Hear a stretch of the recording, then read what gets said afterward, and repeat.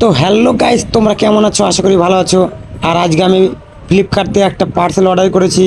এর আগে আমার পার্সেল ভুলভাল এসেছিলো, তার জন্য আমি দাদাভাইকে বলেছিলাম যদি পার্সেলটা যদি ভুলভাল আসে তাহলে কিন্তু আমি পার্সেলটা কিন্তু নেব না, এইখান থেকে রিটার্ন করে দেবো। তার জন্য আমি দাদাভাইকে বলেছিলাম। দাদাভাই আমাকে নিজে বললো পার্সেলটা আমি এখানে আনবক্সিং করে দিচ্ছি, যদি তোমার পছন্দ না হয় তাহলে তোমার নিতে হবে না, আমি এখান থেকে নিয়ে চলে যাব। তো দাদাভাইয়ের কথা মতন পার্সেলটা দাদাভাইয়ের হাত দিয়ে আনবক্সিং করে দেওয়া হলো। তার জন্য পার্সেলটা দেখলাম যে না একদম সঠিক ঠিকঠাক এসছে। তার জন্য আমি পার্সেলটাকে নিলাম।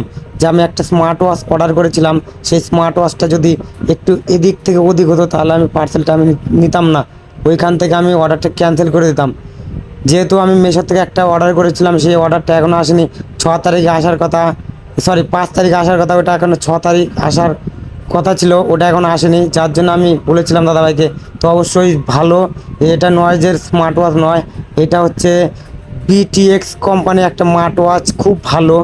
তোমরা যদি কেনার ইচ্ছুক থাকে তোমরা অবশ্যই ফ্লিপকার্ট থেকে এই কোম্পানির স্মার্ট ওয়াচটা নেবে, অবশ্যই খুব ভালো। আমি একদম আনবক্সিং করে দেখো জিনিসটা কত সুন্দর, একদম অবিকল, এত সুন্দর স্মার্ট ওয়াচ, খুব ভালো। অল্প কম দামে মাত্র 899 টাকা বিগ ব্র্যান্ডের অফার ছিল, আমি সেই অফারে স্মার্ট ওয়াচটা পছন্দ করে নিয়েছি, কিন্তু খুব সুন্দর। তোমরাও নিতে পারো স্মার্ট ওয়াচটা।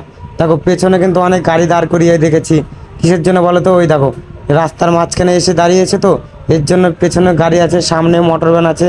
বলেছিলাম যে দাদাভাই একটু তোমরা দাঁড়াও, আমার